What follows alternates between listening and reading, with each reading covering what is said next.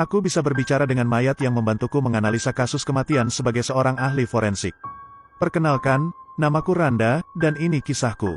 Dari aku kecil, bisa berbicara dengan mayat orang yang sudah meninggal.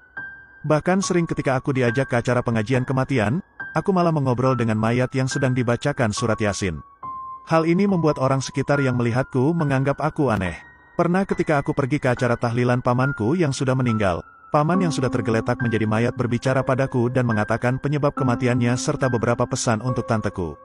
Aku pun yang mendengar perkataan pamanku lalu menyampaikan pada tante dan betapa terkejutnya tante mengetahui apa yang baru saja aku katakan padanya.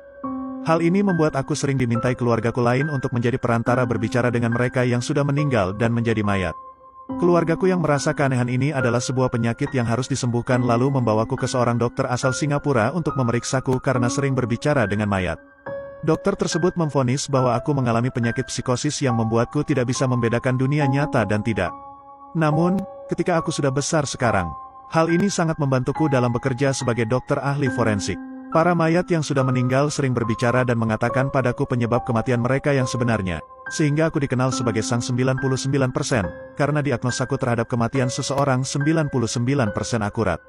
Hari itu, aku menangani mayat dari seorang wanita. Saat sedang menjahit luka di kepala si mayat, tiba-tiba mayat itu berkata, "Kenapa kamu menyobek bajuku? Apakah kamu ingin memperkosaku?" Pertanyaan itu menggangguku, lalu aku pun jadi bertanya padanya, "Berapa umurmu?" Dia pun terkejut lalu menjawab 24 tahun. Dia juga menjawab bahwa nama dia adalah Selviana Ratna. Aku pun bertanya apa yang menyebabkan kepalanya seperti ini. Katanya dia sedang mengendarai mobil dan sepertinya dia tidak sadar menabrak sesuatu. Aku pun berkata padanya bahwa dia sudah meninggal 4 jam lalu. Dia pun heran dan bertanya, "Tapi kenapa aku bisa berbicara denganmu?" Aku lalu menjelaskan penyakit psikosisku dan dari aku kecilku sudah sering berbicara dengan mayat. Dia pun bertanya, "Tapi kamu tidak gila kan?" Aku hanya tersenyum sambil berkata, "Kalau aku gila, aku tidak akan bekerja di tempat ini." Tiba-tiba terdengar seorang perawat dan 2 orang kawannya membawa mayat seorang laki-laki korban pembunuhan. Perawat yang bernama Evelyn itu menawari bantuannya untuk mengurus jenazah, tapi aku bilang biarkan aku sendiri yang mengurusnya. Mereka pun pergi meninggalkanku dan menunggu aba-abaku untuk kembali ke ruangan ini. Mayat wanita itu lalu kembali berucap, "Aku rasa perawat tadi menyukaimu." Aku tersenyum sambil bertanya, "Dari mana kamu mengetahuinya?" Mayat wanita itu bilang bahwa perawat itu berbicara pada temannya saat mengantarnya ke ruangan ini. Aku lalu menunjukkan surat kematiannya bahwa dia sudah meninggal dunia. Dia tidak percaya dan merasa belum mati. Aku pun menantangnya, "Cobalah berbicara pada perawat yang nanti datang ke sini. Bila dia mendengar ocehanmu, maka kamu masih hidup, jika sebaliknya berarti kamu benar-benar sudah mati." Dia lalu berkata, "Lelaki di sana sudah mati tapi aku tidak mendengar suara apa-apa darinya."